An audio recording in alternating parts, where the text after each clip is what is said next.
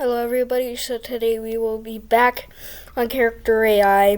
Well, it's actually the same day as the last episode, and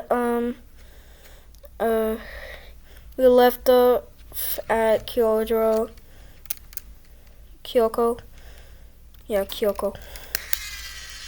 And that was because my brother came down with a snowball because it snowed today, surprisingly.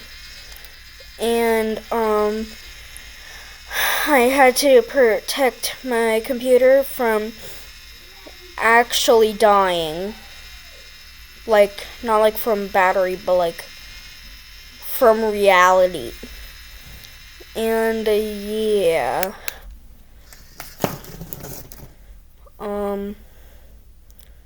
I have a 3D printer pen, and it's really hot when it comes out, and it's really cold right now because of the snow.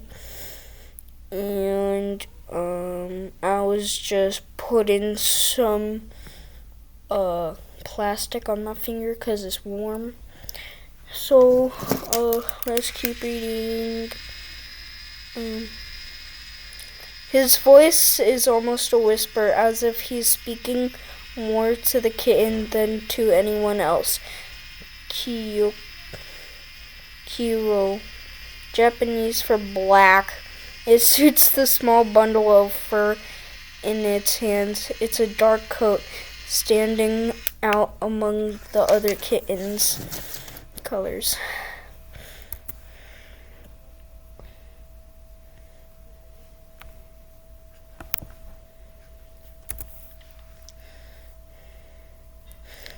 A nod from Guillaume, the smile still lingering on his lips. He picks up another kitten, this one a vibrant orange and white, and holds it up so you can see it. It meows loudly, reaching out its tiny paws as if begging to be held. And this one, any ideas? That one's Tanjiro. Yu glances over at the orange and white kitten, its energy and playful attitude obvious. It's even at such a small age, it reminds him of something cheerful, something bright. Tori, the Japanese word for bird. Really, Giyu? Really? The first thought to come to his mind as he watches the little creature wriggling in Guillaume's hand. Its energy and spirit, a perfect match for its vibrant color. Aww.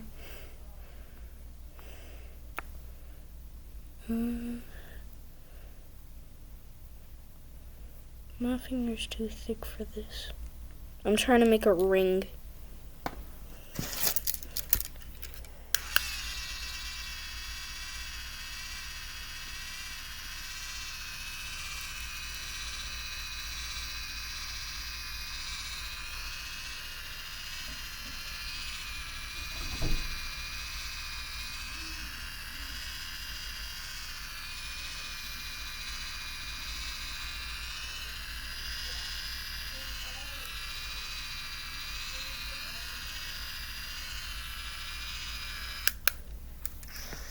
Okay, which one's Tanjiro then?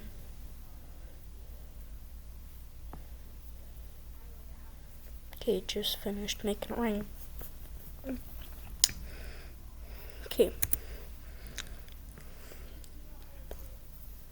Another nod from Guillaume, this time accompanied by a soft chuckle. He picks up the next kitten, a soft cream color with bright green eyes, and holds it up for Gyu to see. And now this one, any thoughts?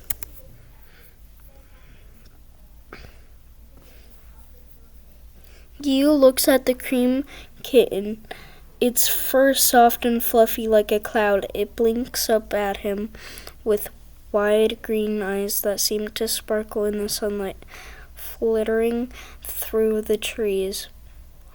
Hana. Hana.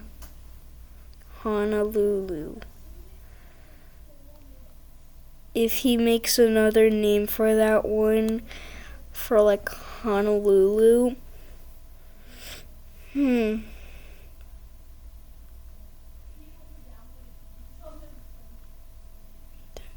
The Maui Wowie, the Maui Wowie, going back to Honolulu just to get that. The Maui Wowie, the Maui Wowie. Remember that song is like, going back to Honolulu just to get that. The Maui Wowie, the Maui Wowie. I don't know what it means. I don't know what Maui Wowie means. Yeah.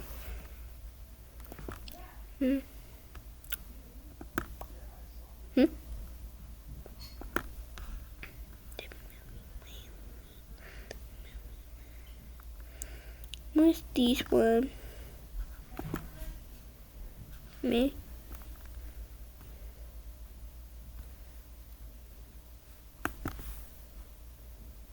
Gyu looks at the cream kitten, its fur soft and fluffy like a cloud. It blinks up.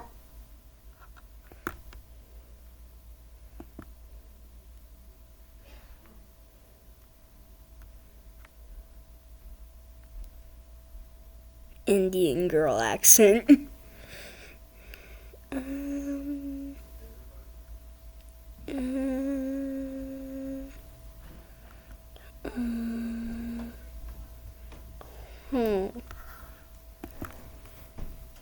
Me.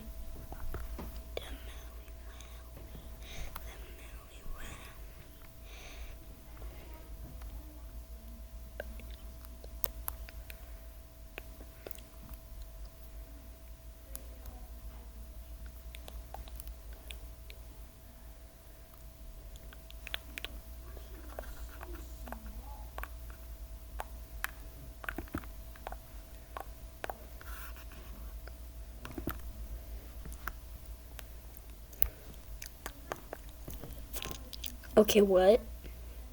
What? What does that mean? Huh? I don't get it. Maui, Wowie. Going back to Honolulu just to get that. The Maui Wowie. The Maui Wowie.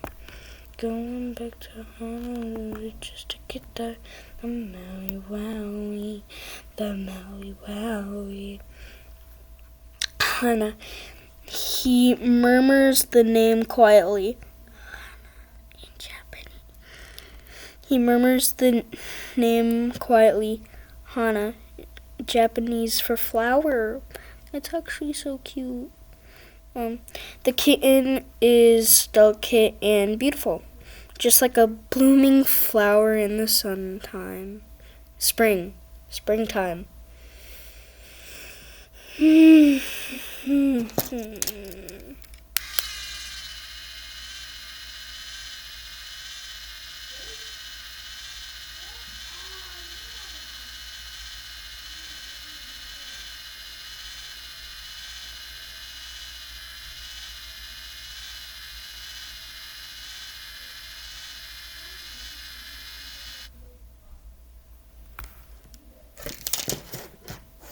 Going back to Honolulu just to get that. The Maui Wowie, the Maui Wowie. Okay, Daniel. Oh, my dad's home. Oh.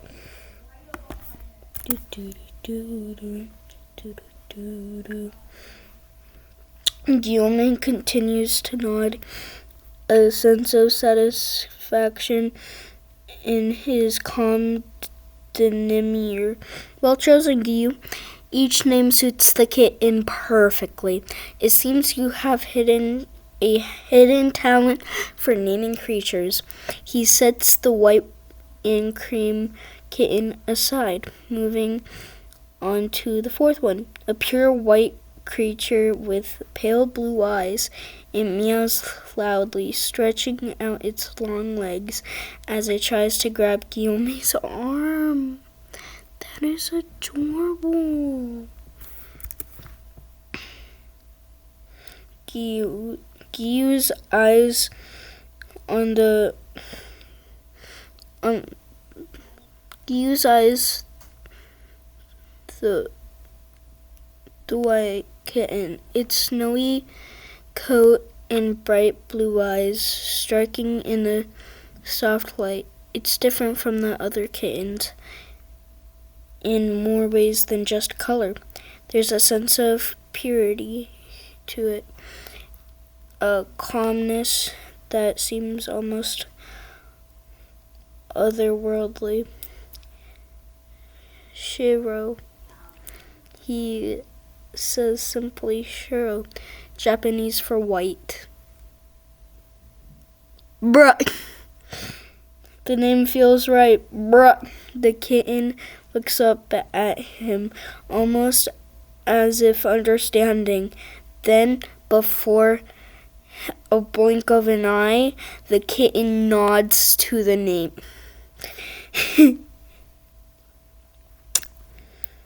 Before meowing again, louder, this time demanding to be held.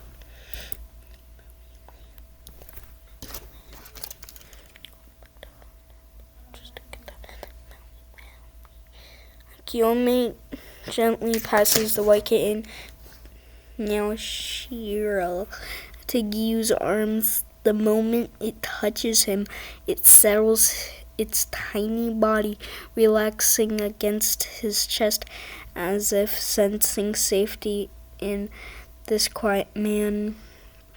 And one remains.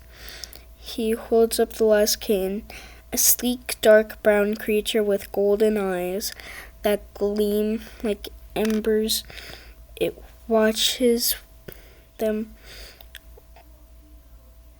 all quietly, not meowing like the others. That's not meowing. That's mewing. Mew. It's a different type of mew. Mewing is like no. No, I'm just kidding. It's like meow, but constant. Meaning like the others, but simply observing the ancient-looking eyes. Any thoughts for this little watcher? Watcher. It better be like something that in Japanese it means watcher with golden eyes. You know, that's actually kind of good name.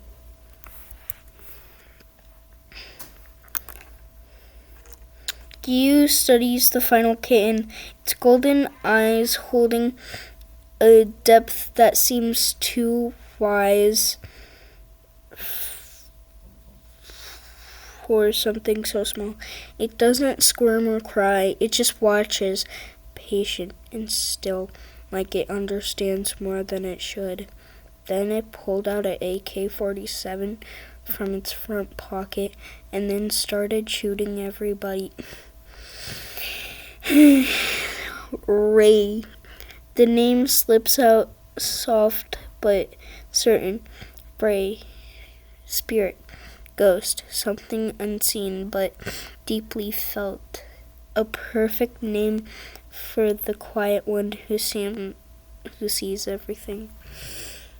I think Gyuto Miyoka would actually have a better name if his name was Ray, because he's like more of a spirit ghost or something unseen by the other Hashira, but deeply felt. He's made of felt. Why my 3D printer gone? Eat it. Just to get the Maui Wowie, the Maui Wowie. Going back to Honolulu just to get the Maui Wowie, the Maui Wowie. Just to get the Maui Wowie, Maui Wowie. I will be right back. Okay, I will. Right back. Just to get the Maui Wowie, the Maui Wowie. Going back to Honolulu just to get the Maui Wowie, the Maui Wowie.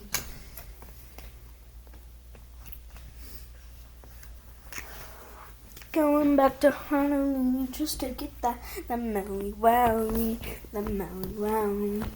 I will be right back. I just need to get something. I will run.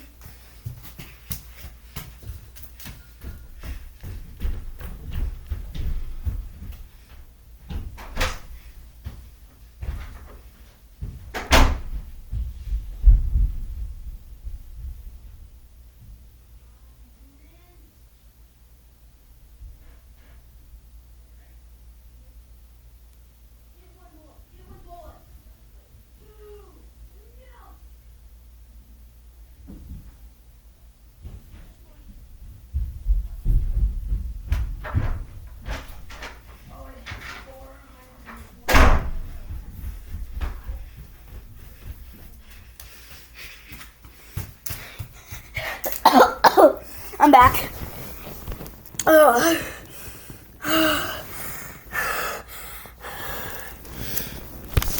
I'm good.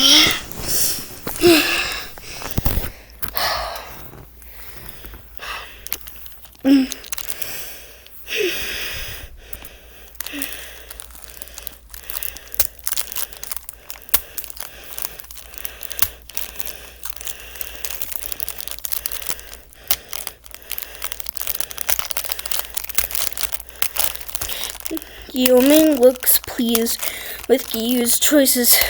5 kittens now have names that fit their personalities and appearances perfectly. A well-named litter. They are lucky to have someone as thoughtful and perceptive as you, Giyu. He says this with a note of respect, his blind gaze finding Giyu's with surprising accuracy. The wind rustles softly through the trees, a gentle lullaby to their conversation. Giyu lowers his head slightly, feeling a mix of emotions he can't quite place. He's not used to receiving compliments or praises, especially not about something as personal as naming a litter of kittens, but the words somehow soothe something inside him. He looks back up, meeting Guillaume's unseen gaze. There's quite a understanding between them. 2 men who carry burdens that would break lesser souls. 2 men bond by duty and losses. Thank you, Guillaume. Truly.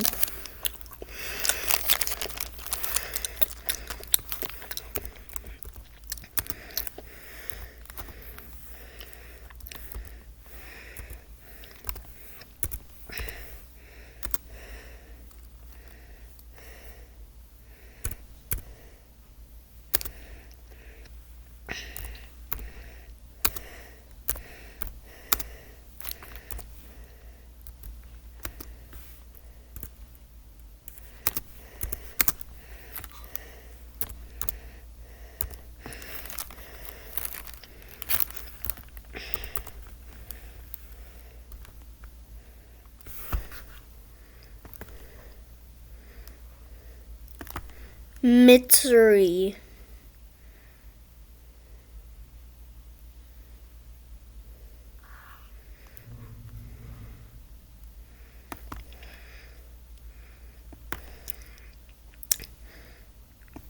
Mitsuri Demon Slayer.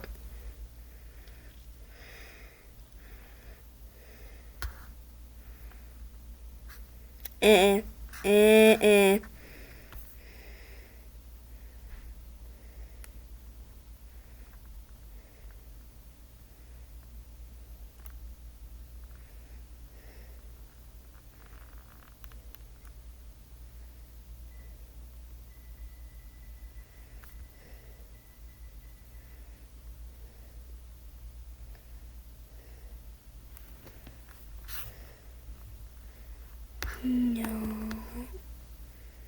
Mitsuri. Mitsuri Kanroji.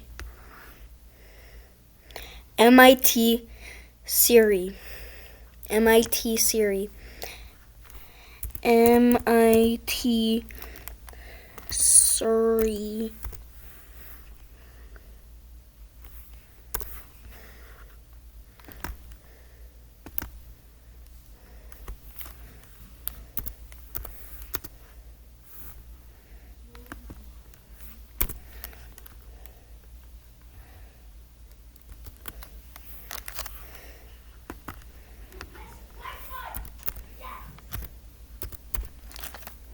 You want to go to Mitsuri's place? The sudden change in topics takes Giyu by surprise, jarring him out of his thoughts, but the name makes him frown slightly. Mitsuri? He likes her well enough. She's kind and cheerful, but also loud sometimes. A bit too much. Why do you ask? To show her kittens. She loves them.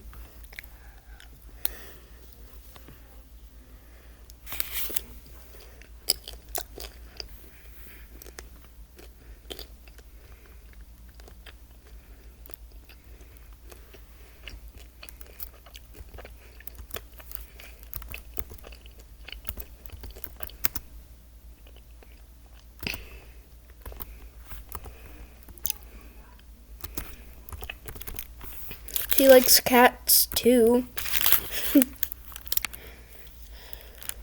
Giyu considers this for a moment. It's true, Mitsuri does enjoy animals, and she would likely be overjoyed at the sight of the kittens. But the idea of going to her place, dealing with the endless energy and cheerful chatter, do we have to? Only if you want to. Only if you want.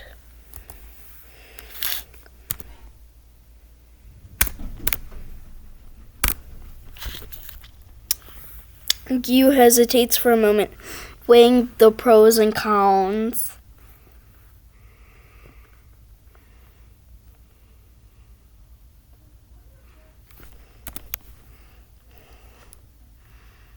He sighs, mentally saying farewell to an afternoon of quiet he had hoped to spend with the kittens, but there's a small intense part of him that's curious to see Mitsuri's response, to witness how her face will light up.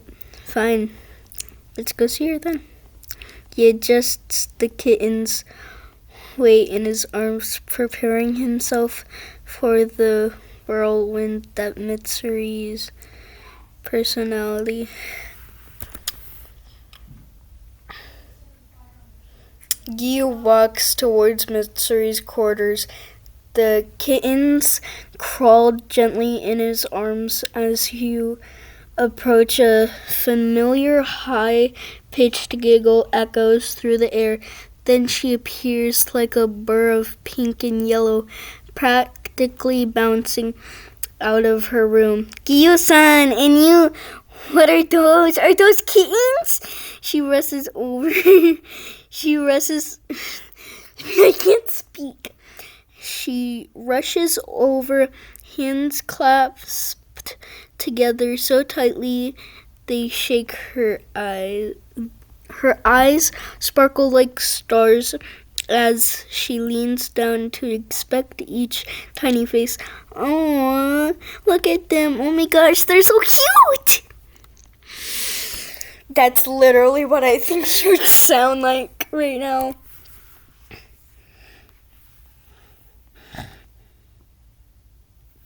Yeah, Gyu's probably pissed. Gyu stands a few steps back, watching as Mitsuru's coos and fusses over the kittens with unrestrained delight. Normally, he'd scuff her or roll his eyes at her over-the-top reaction, but there's something almost endearing about her excitement. The kittens seem to respond to her energy, their meows growing louder as if they too are pleased to be the center of her attention.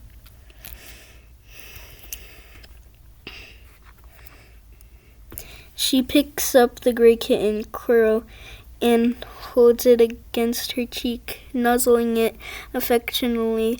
The kitten meows its tiny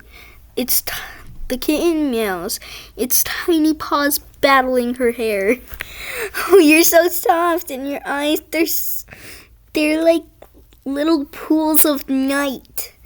That is one good way to describe eyes of cats. And then she turns her gaze to the orange kitten, Tori. And you're so cute. Yes, you are. Orange, like a little bundle of sunshine. She hugs the kitten, almost crushing it with affection. Damn. I got some chocolate. You guys want some? Here.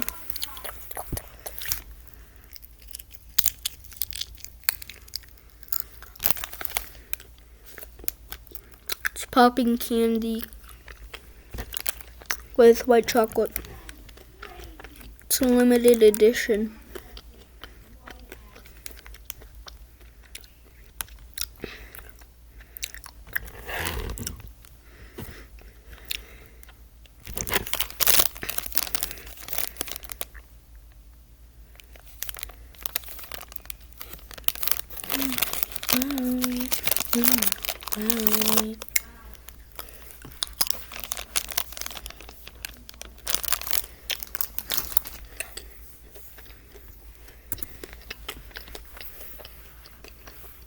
Gyu watches the scene, feeling oddly out of place yet fascinated by Mitsuru's uncontained joy. His eyes dart around, noticing how the other demon slayers who pass by can't help but glance over and shake their heads. Even he must admit this is a skeptical. The cheerful love hush was falling over the litter of kittens like a schoolgirl. A small amused smirk plays on his lips, but he quickly hides it. He doesn't want her to notice. I just keep on hearing popping noises in the back of my throat. It's annoying.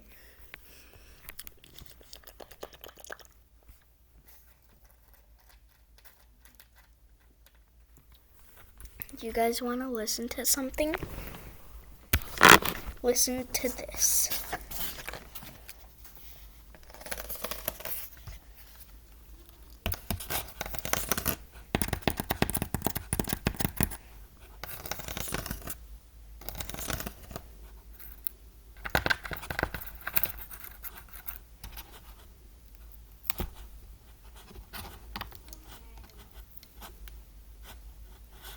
That one wasn't as loud.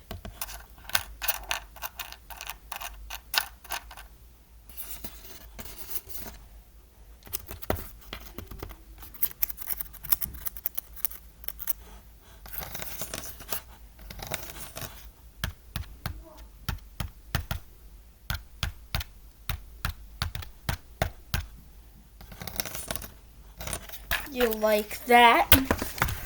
Probably not. Okay.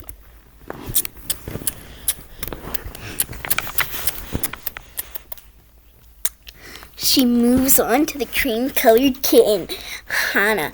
And this one, you're the tiniest little thing, and your fur, it's like a cloud. How did you get so soft? The kitten mews and reply, almost as if answering her. She finally turns to the white kitten, Shiro. And last but not least, you're so pure. A little ball of snowy fluff. She coos at the kittens, clearly unable to decide which one is her favorite. Mine would definitely be both of the orange ones. I loved orange cats. I almost said tabbies. My cat is a tabby. I like tabbies and orange.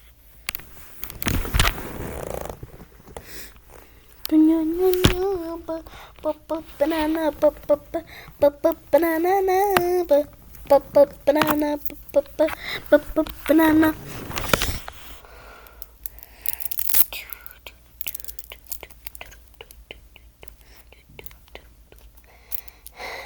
Be right there. Just gotta do something. Gotta do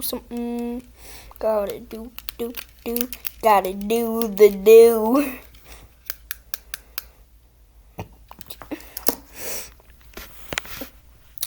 Okay, I'm back.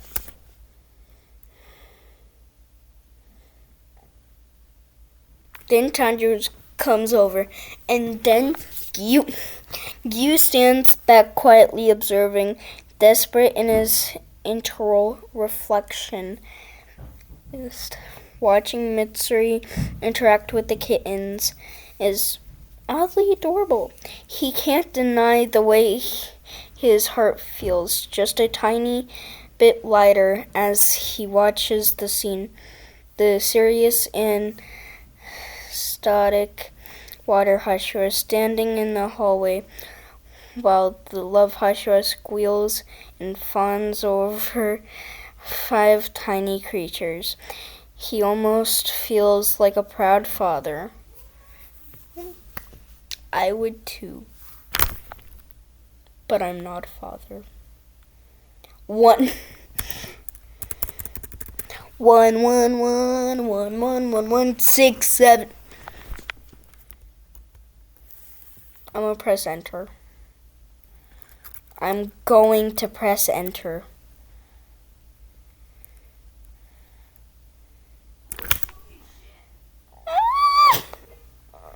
Mitsuri is too engrossed, fawning over the kittens, cuddling and kissing each one lovingly. In her joyful obliviousness, she seems to have missed Gyu's quiet comment. She looks at him from her shoulder. Did you say something, Gyu-san? No. 6. Gyu's voice is soft, almost a mutter, his eyes narrowing slightly as he peers down at the pile of kittens in Mitsuri's arms. A tiny-headed head peeks out from beneath her string sleeve. One Gyu hadn't noticed before.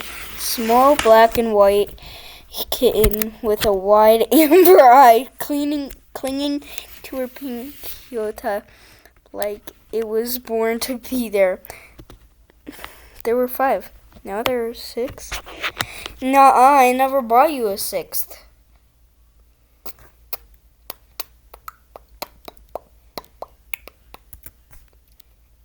But I sure did buy you $6. Mitsuri gasps, her eyes wide with delight as she gently pulls the sixth kitten from her sleeve. It mews softly, looking up at her with big ember eyes. "Oh my gosh, a secret stowaway! How did you get in here? Were you hiding this whole time?" She giggles and cradles the kitten close to her cheek. "You sneaky little cutie!" Gil blinks slowly, his expression unreadable. But just for a moment, there's a faint twitch at the corner of his lips, a near smile. He doesn't say it out loud, but somehow he feels like this tiny intruder was meant to be part of this story all along. Cliffhanger!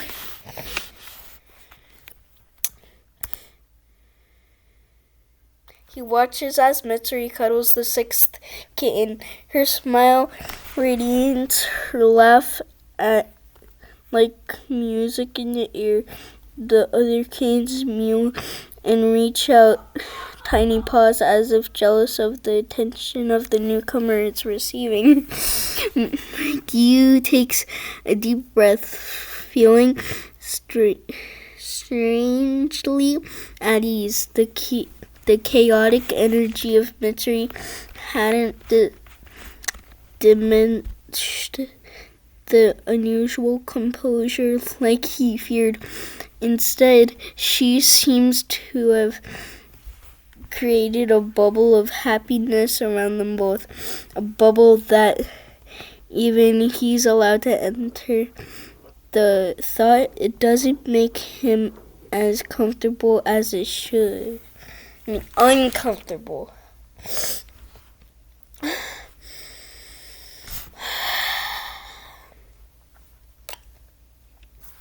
I need a drink. You sit right there. Don't move.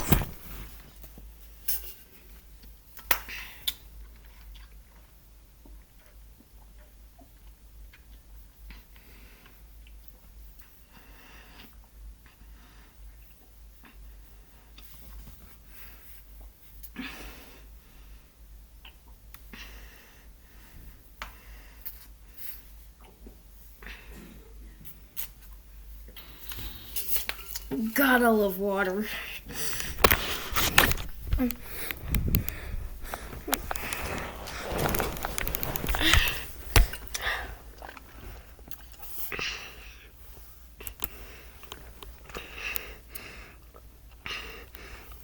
Mitsuri looks back at him, still cradling all six kittens like a mother hen. Aren't they just adorable? Her eyes are practically shining with joy as she looks at him, expectantly waiting for his response. She's not usually worried about Gyu's approval, but somehow this time she really wants him to share in her excitement.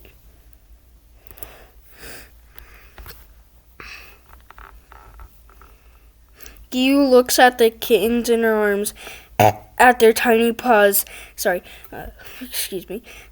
Their soft fur, their curious eyes, and the corner of his mouth twitches again. He clears his throat, struggling to maintain his usually stoicism, but his words hold a hint of warmth he can't hide. They're cute, very cute. He pauses, then adds a quieter voice. Spoiling them. Kinda. You almost fell there.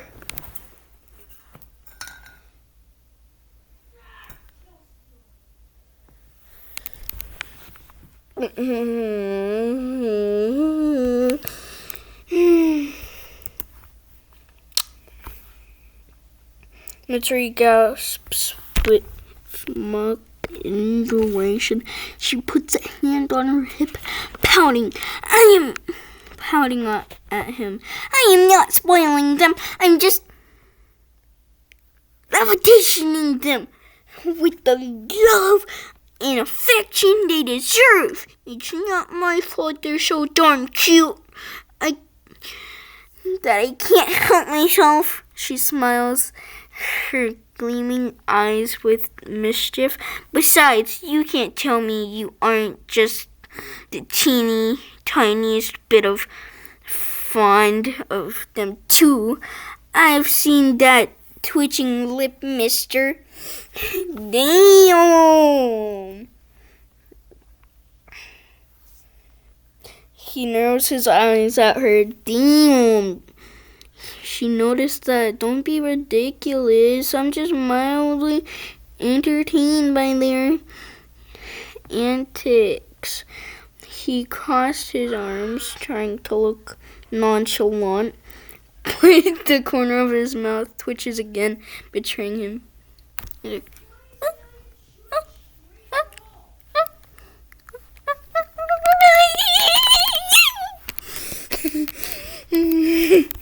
Just twitching until he smiles.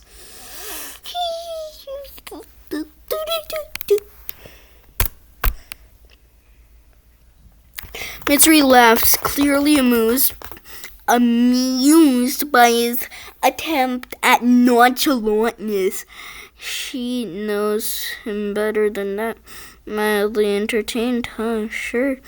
And I bet your heart just doesn't melt whenever those tiny paws reach up and try to bat your fingers. Oh, please. She grins, knowing she's got him right where she wants him.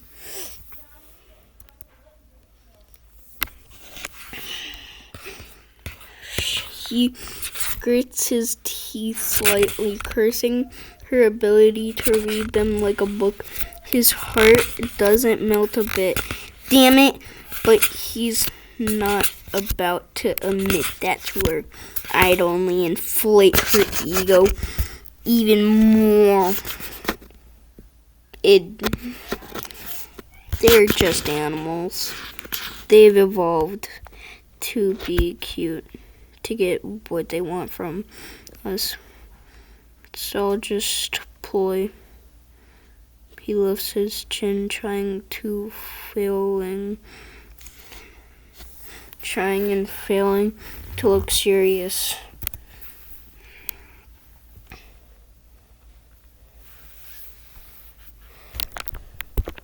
Okay, I can't read this anymore.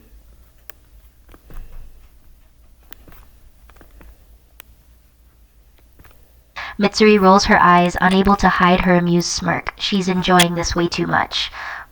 Oh, please, you make it sound...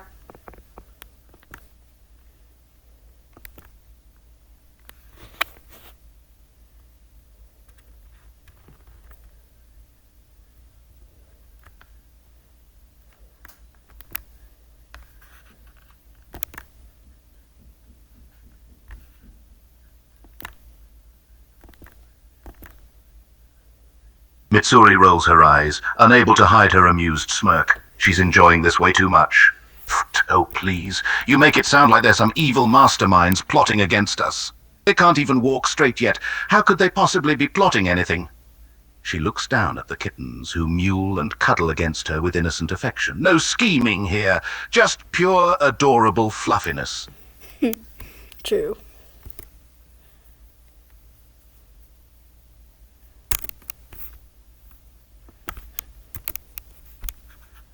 He narrows his eyes, refusing to concede the point. She's using those damn kittens as emotional ammo, and he hates how it's working. He crosses his arms, trying to sound indifferent. It's nature. Animals aren't capable of genuine affection. They respond based on instinct, on survival. He lifts his chin, almost challenging her to disagree.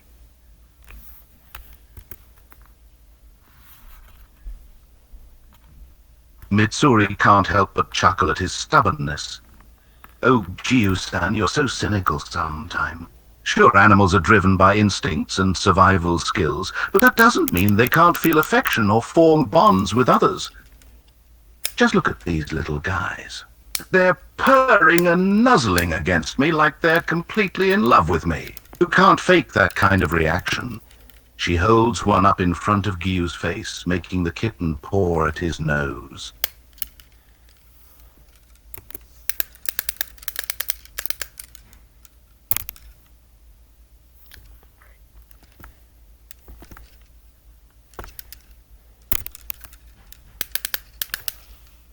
Gyu frowns, trying his hardest to maintain his aloof demeanor.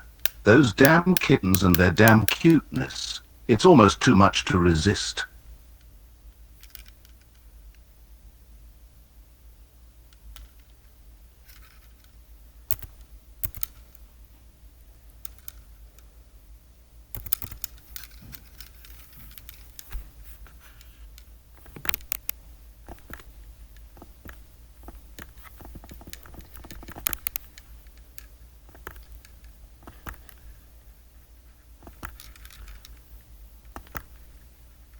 Gyu frowns, trying his hardest to maintain his aloof demeanor. Those damn kittens and their damn cuteness. It's almost too much to resist.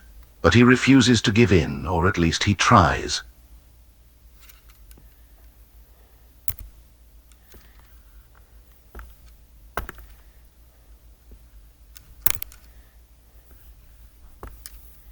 Mitsuri grins, sensing his weakening resolve. Oh, look at that. The tough, stoic Hashira is just a big softy deep down. You can't fool me, Gyu-san. I see right through that cold exterior. She holds the kitten even closer to his face, watching his expression.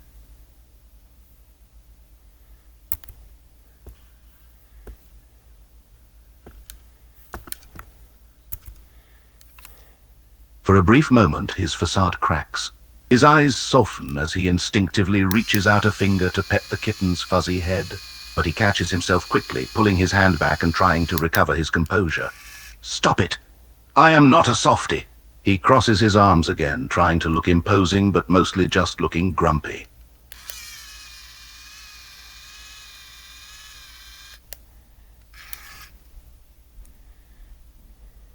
It's cute.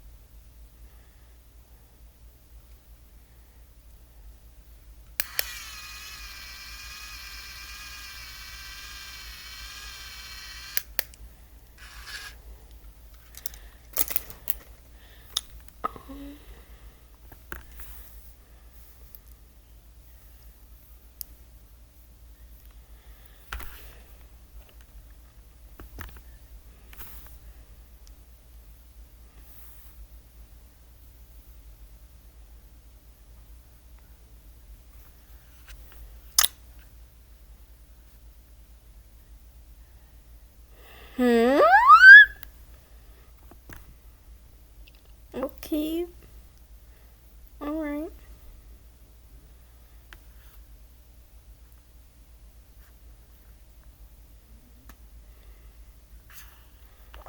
No.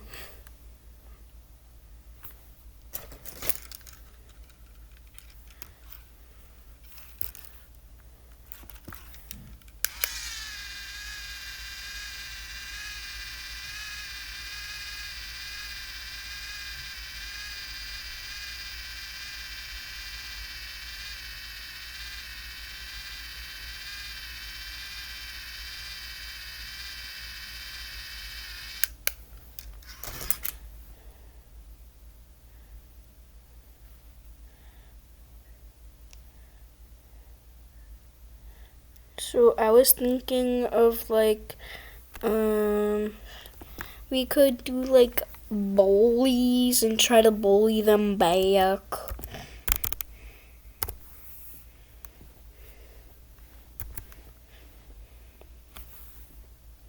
Bully.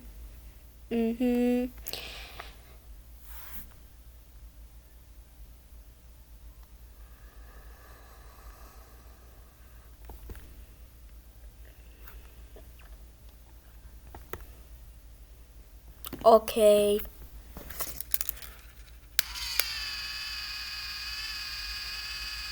One second.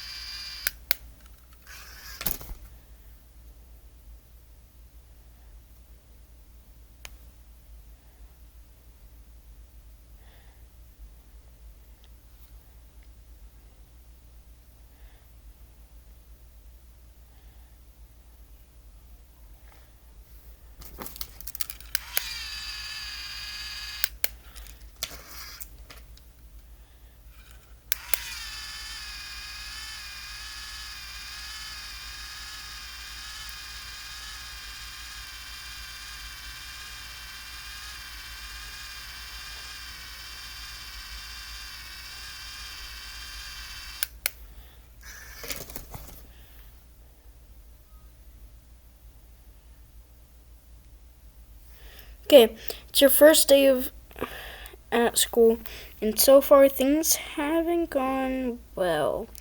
You did your best to answer the teacher's question with confidence, but you didn't realize that the boy you corrected was actually the school bully. Johann. He isn't too happy about being humiliated, and now he's angry. I'm the Alpha Sigma male, and I'm gonna wolf to all the other wolves, because I'm gonna take you down, Skibbity. He isn't too happy about being humiliated, and now he's targeting you. It's recess time. Before you can go out of the classroom, Johan grabs your collar, pulls you back, and slams his fist against the wall. Think you're so smart, huh? Yeah. Yeah. Smarter than you. Smart. Starter. Smarter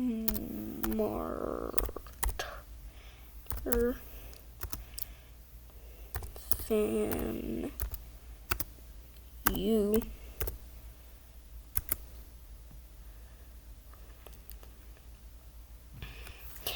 Johann smirks arrogantly at your comment as he presses his body against yours and pins you against the wall. You've got quite a mouth for someone so small.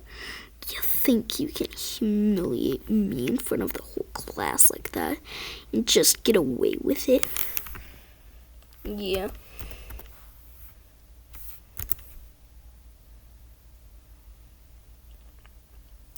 Johann grins deviously as he hears you defiant response.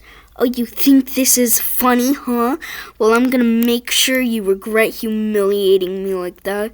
He leans in closer, his face just mere inches from yours. He's enjoying having power over you in this situation, and he's not gonna let you go off easy. Huh? Yeah. It kind of was funny because the whole class laughed.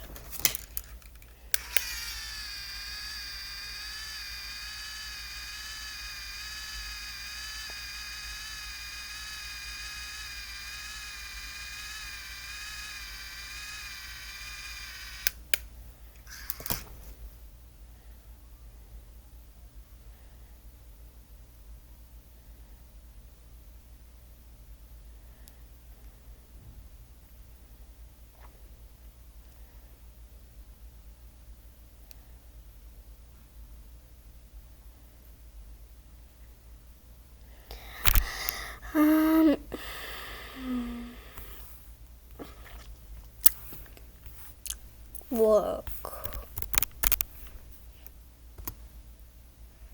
Do you think I go to the gym? I don't think you do. Because I do. And there's only one in this state. And I've never seen you go.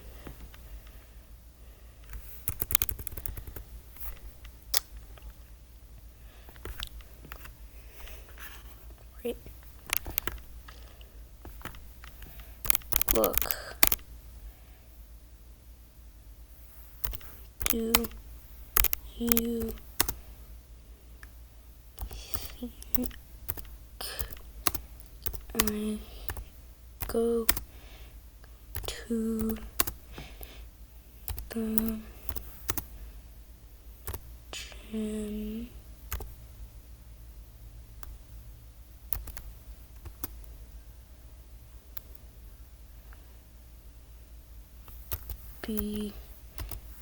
gym? Because I do, and I never see you there.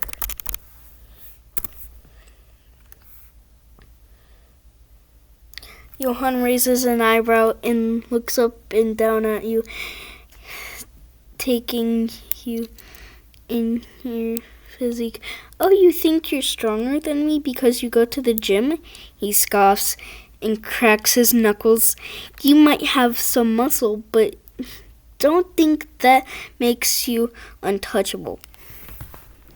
Punches him.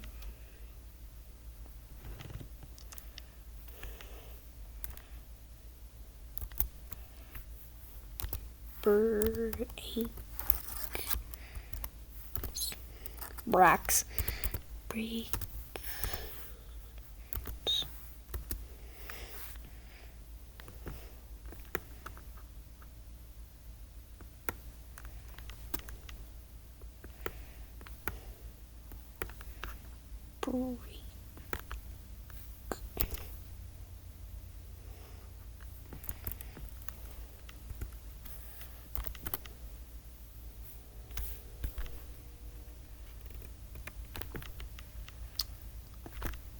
Breaks.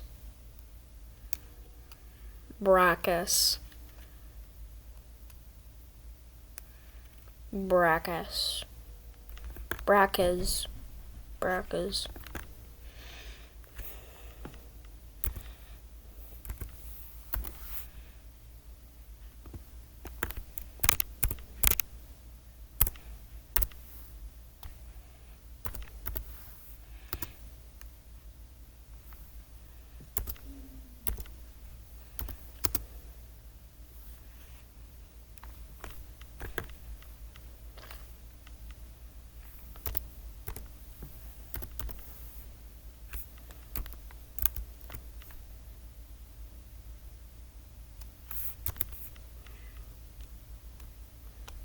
Johann's eyes widen in shock as you break his nose with that punch. He stumbles backwards, holding his nose, which is now bleeding profusely.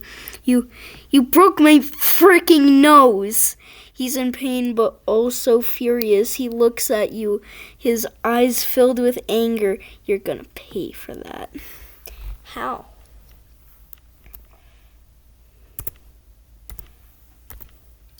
How? You gonna go to the gym? Probably not gonna ever see you there.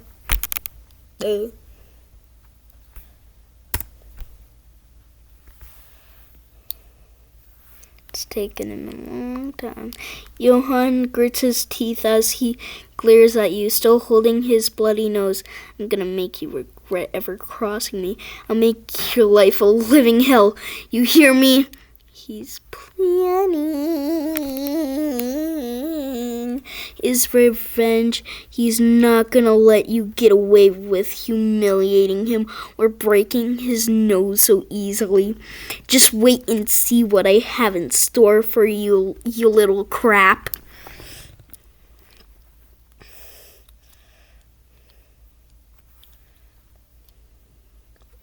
Beach. I said beach, not the B word.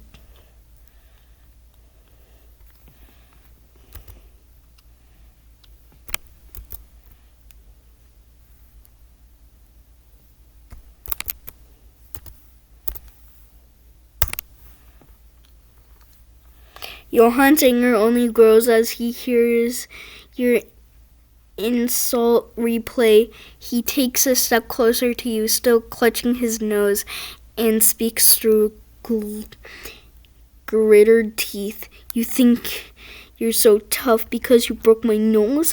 Well, you have no idea what I'm capable of. He's fuming, itching to do something to get even. When you least expect it, I'm gonna make you pay for this, you little brat.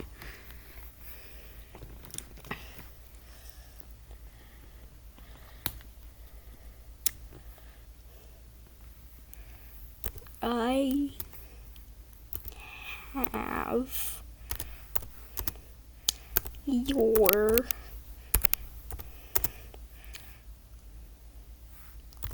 dog.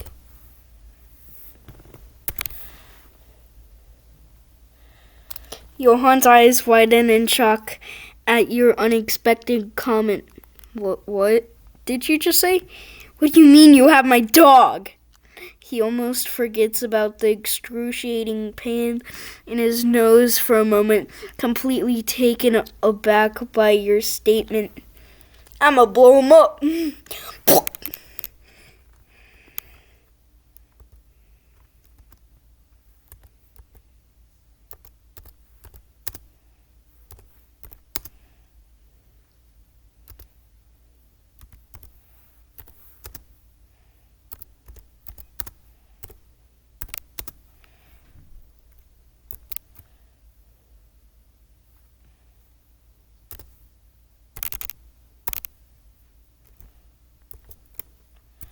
I'm gonna blow him up. Boom!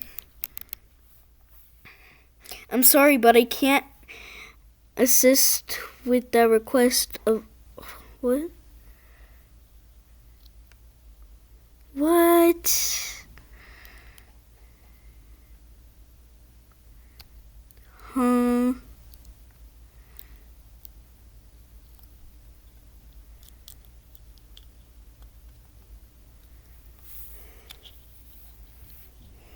Dang it. I still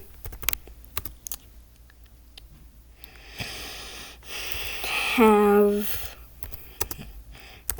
your dog.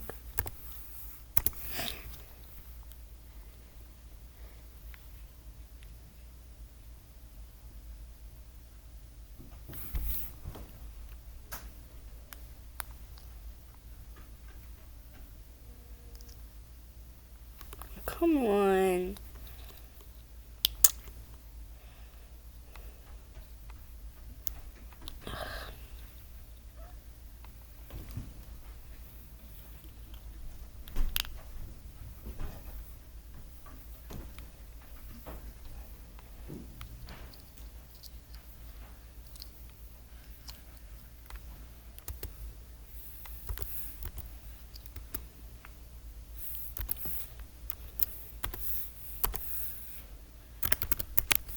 Bro, what?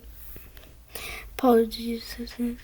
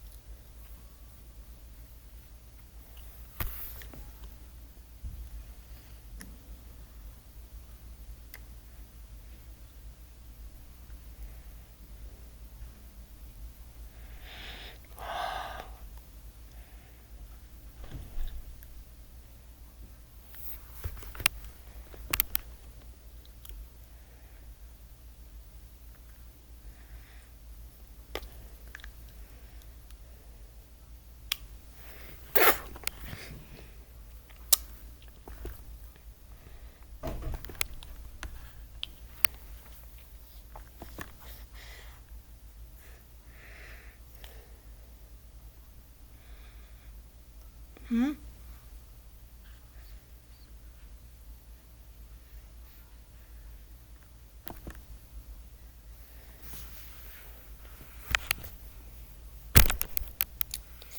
so smart, huh? Smarter than me. What about 6, 7?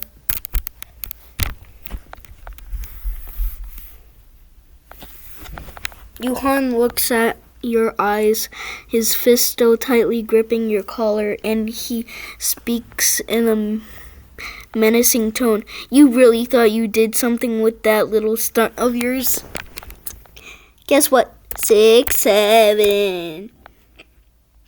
Johan's grip on your collar becomes even tighter, nearly choking you. He leans in closer with his face inches away from yours and asks in a low, threatening voice, "Why'd you have to go and humiliate me like that in the class? Couldn't you keep your mouth shut? Could you?" Guess what?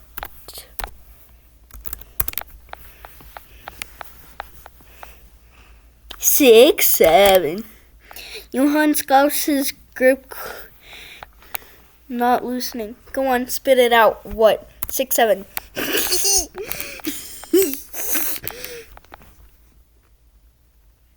What?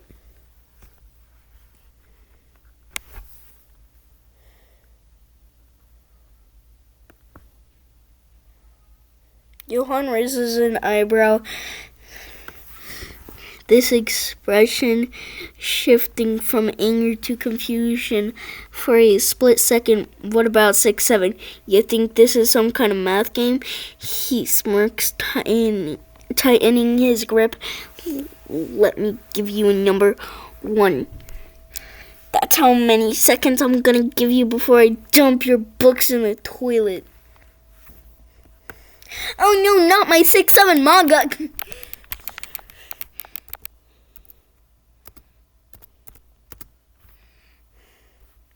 Oh no, not my 6, 7 manga.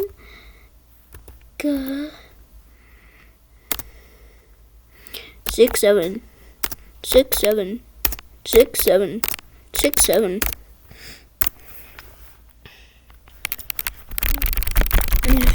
Johan looks completely baffled.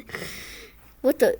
He mutters, his grip on your collar loosening slightly as he tries to process what on earth you're going on about. Did you just say something about manga? 6, 7. Yeah. 6, 7.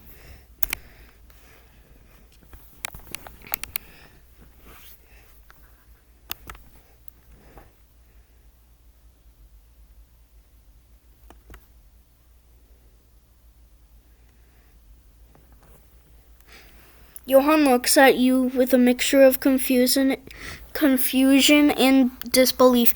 You're seriously thinking about manga right now? He scoffs, still holding you against the wall. I'm trying to teach you a lesson here, and you're talking about frickin' manga?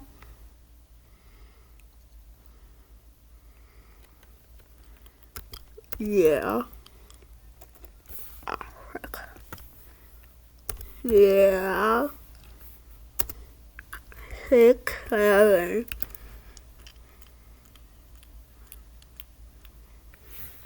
Johan lets out a frustrated sigh. Are you for real right now? Forget about that damn manga and focus. He shoves you against the wall, his grip on your collar tightening once again as he speaks through clenched teeth. I'm trying to teach you a lesson about respect, and all you can think about is some Japanese comic? How? Dare.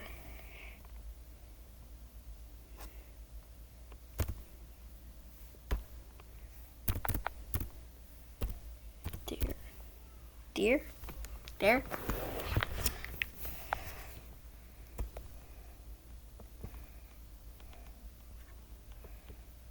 Dare.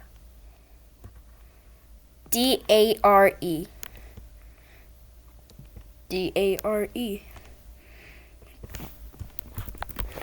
D-A-R-E.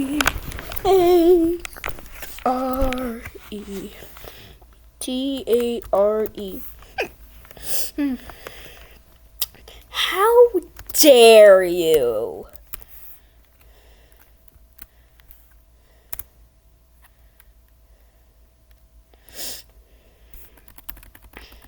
Johann rolls his eyes, his grip getting tighter. How dare I? He mocks, his voice dripping with sarcasm.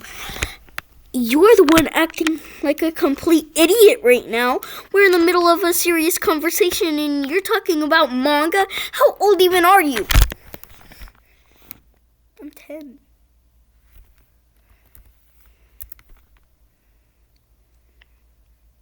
Johann lets out a mocking laugh. You're 10? Seriously? He steps back and looks you up and down, shaking his head in disbelief. I can't believe I'm wasting my time with a kid who still reads manga, his tone becoming more sinister. You need to grow up and learn some manners, or this is gonna be a long year for you, kiddo. You're 7. You're 6 or 7. Hey, 6, 7. 6, 7.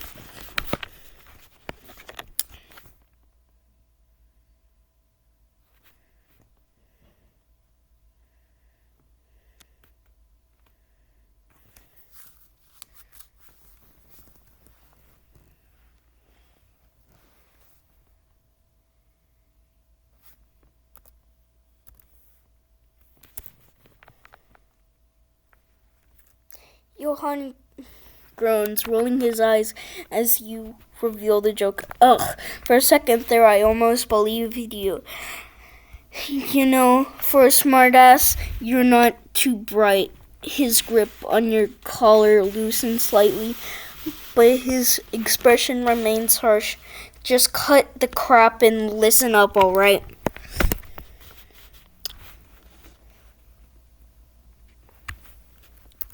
How old are you?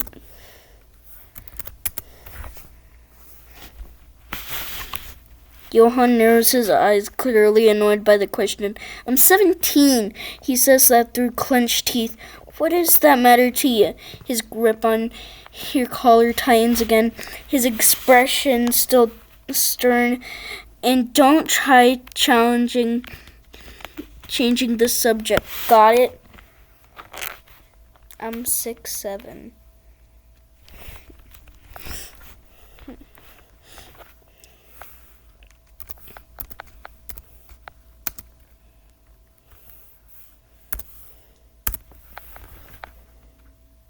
Johann raises an eyebrow, his grip loosening slightly as he sizes you up. 18? He lets out a short, mocking laugh. Then, why the hell are you acting like a 10-year-old? I was about to feel bad for picking on some kid. He leans in closer again, voice low and threatening. But no, just another know-it-all jerk who needs to be taken down a peg.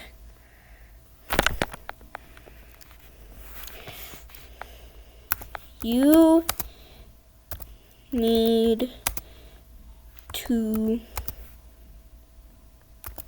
be taken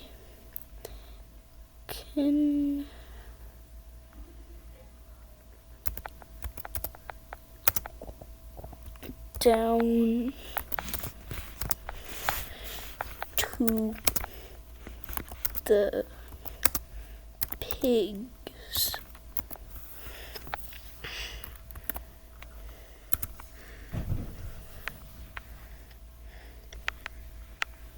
I'm sorry, but I can't.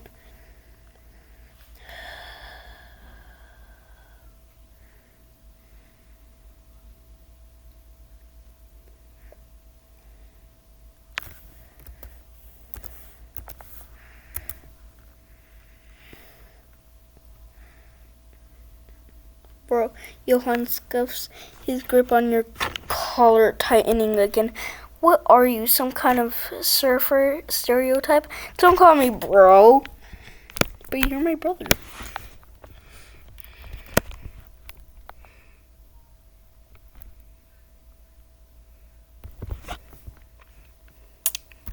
Do you know who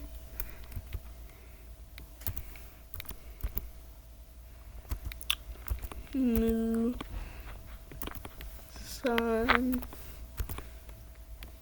is?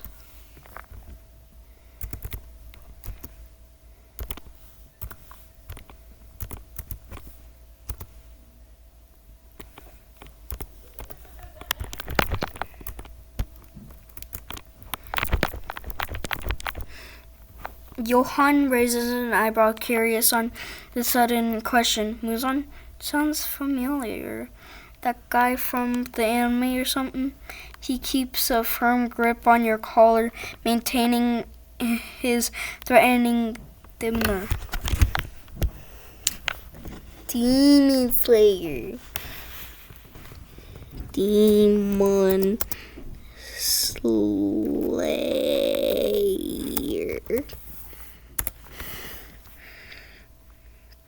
Johann scuffs, but a flicker recognition crosses his face.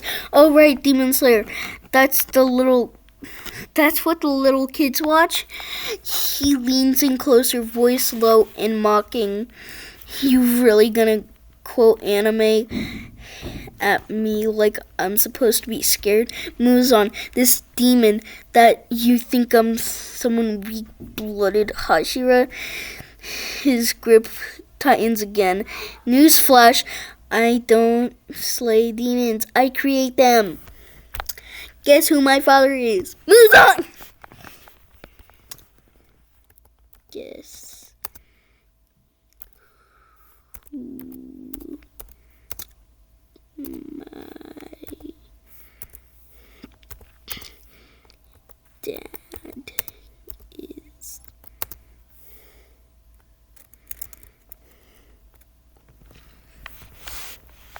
Johann rolls his eyes again, clearly getting annoyed by your question. Why should I care who your dad is? You think I really care about your family tree?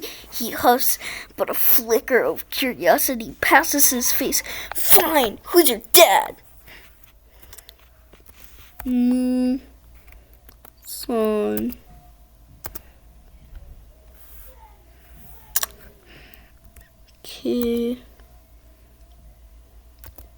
Boo.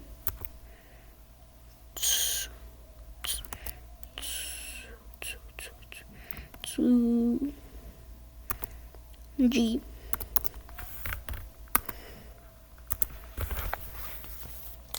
Johann grips on your collar, falters for a split second as he processes the name you dropped. Muzan Kubutsuji? There's a hint of genuine reaction in his eyes, mixed with disbelief. You're saying your father is Muzan, the Demon King? Call him Master. Call him Master.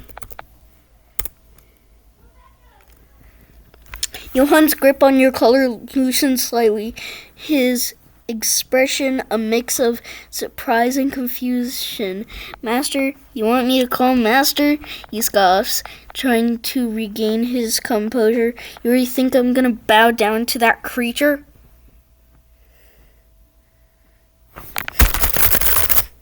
What? the?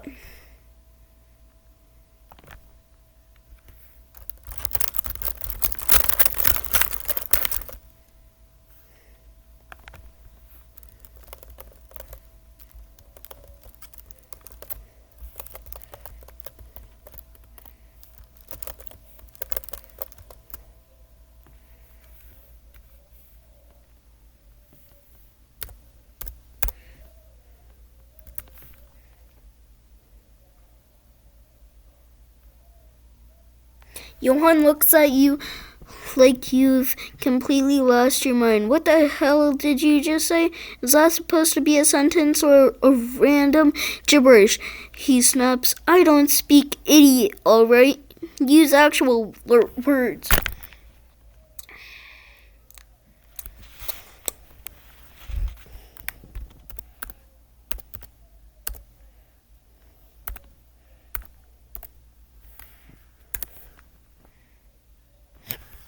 Johann's grip on your collar slackens even more as he tries to process what you unearthed. You shouting, "But did you just yell, Daddy?" He asks. His tone makes something creepy. What the hell are you, a toddler? Move on, stop! Dang.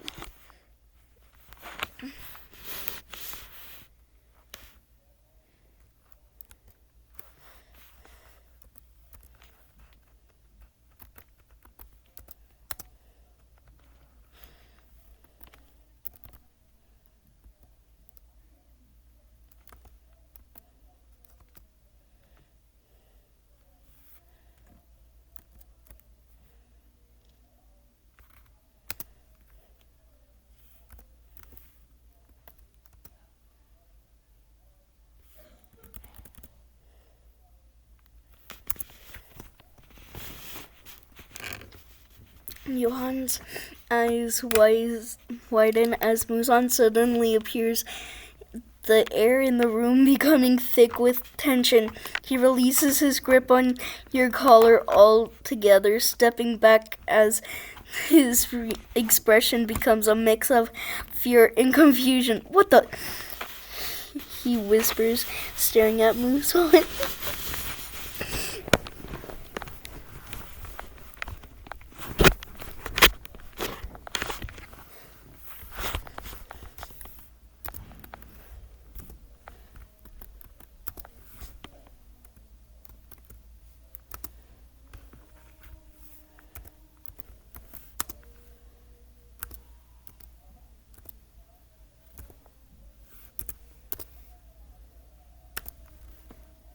How do you spell honey?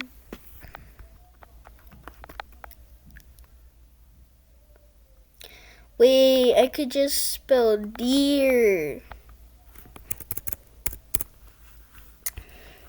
Deer.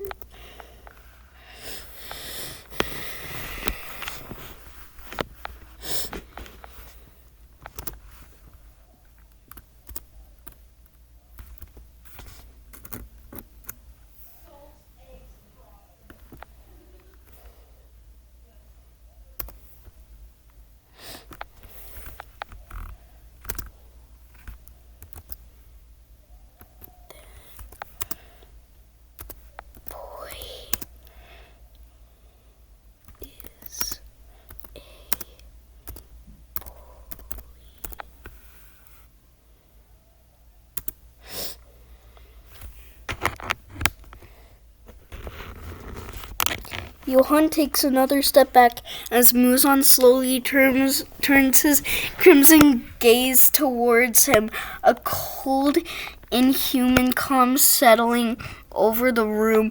A bully, Muzan murmurs, his voice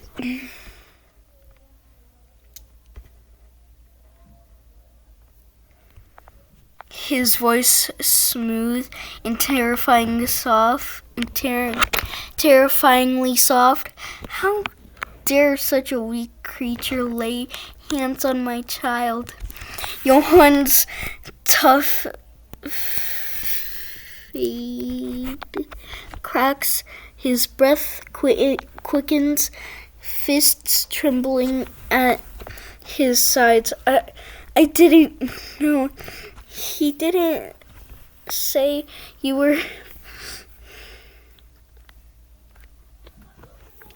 Muzan raises a singular finger. Shadows stretch unnaturally across the walls. Ignorance is no shield, he says with quiet menace, but perhaps I can offer you an alternative. A chilling smile forms. Join me or become nothing. The classroom falls silent, waiting for Johann's choice. Reminder, while this is playful roleplay involving fictional characters and supernatural themes, real-life bullying is serious and support is always available.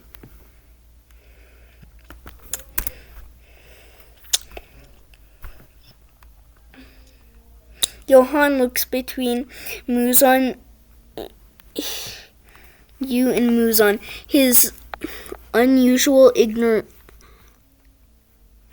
arrogance replaced with fear and uncertainty.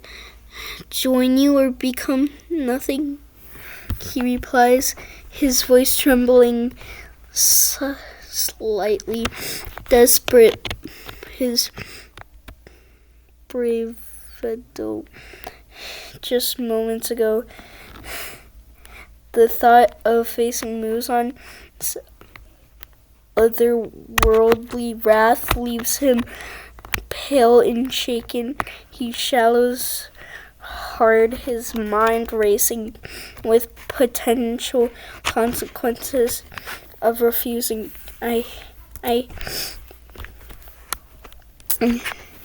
accept. Johann finally shudders, his voice barely above a whisper. I'll join you. Muzan's smile widens, a cruel, knowing grin. Good choice. He purrs. I didn't know Muzan purrs. His crimson eyes locked on Johann. Now bow.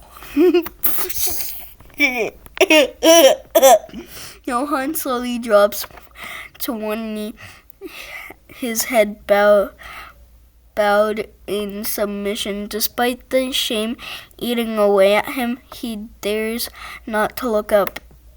The weight of Muzan's presence is suffocating, and every instinct tells him to stay down and obey. Muzan places a hand on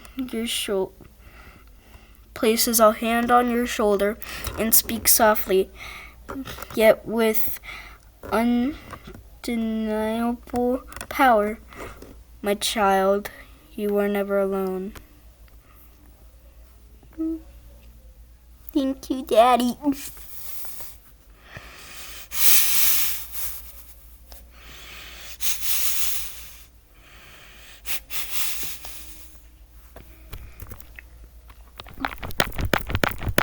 Johann remains bowed, his entire world reduced to Muzan's imposing shadow. He nods immensely, acknowledging the truth of this statement. He belongs to Muzan now. A strange mix of fear and relief washes over him. Yes, master, he mutters, his voice still shaking. He's not even a demon yet, though.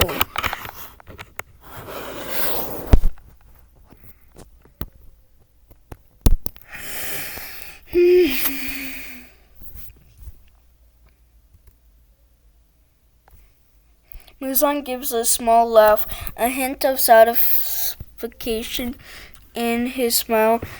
Rise, he commands, and Johann obeys, standing up straight but unable to meet his master's gaze. I almost said glaze again. Gaze. Muzan steps closer, placing a firm hand on Johann's chin and forcing his head up. Look at me, he orders, his tone leaving no room for disobedience. Johann reluctantly lifts his eye, meeting Muzan's cold, calculating gaze.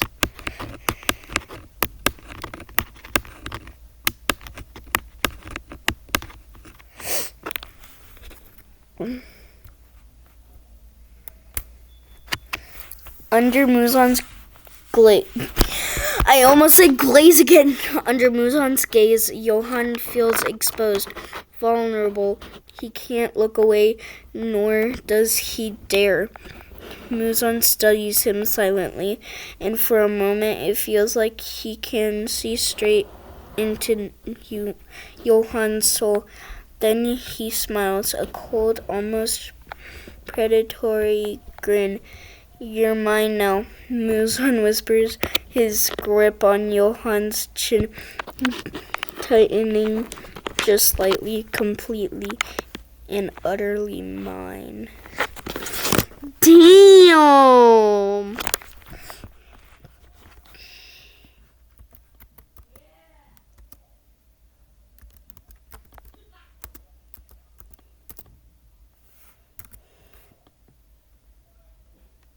Muzan's gaze snaps at you at your unexpected command. For a moment, his eyes narrow and his grip on Johann's chin tightens, causing him to wince. Now, my child," Muzan chides gently, his voice holding a hint of warning. "While I appreciate your enthusiasm, I cannot simply kill people whenever you wish."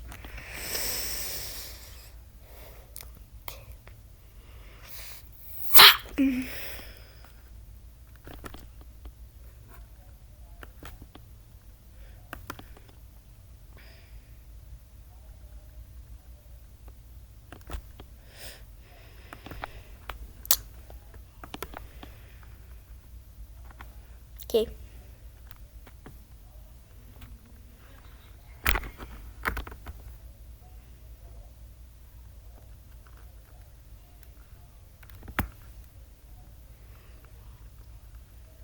Damn.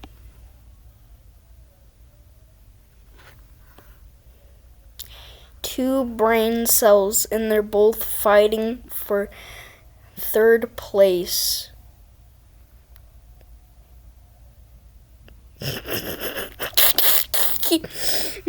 Oh, I forgot I had chocolate. I still have a whole entire bar. I wonder if it's still snowing.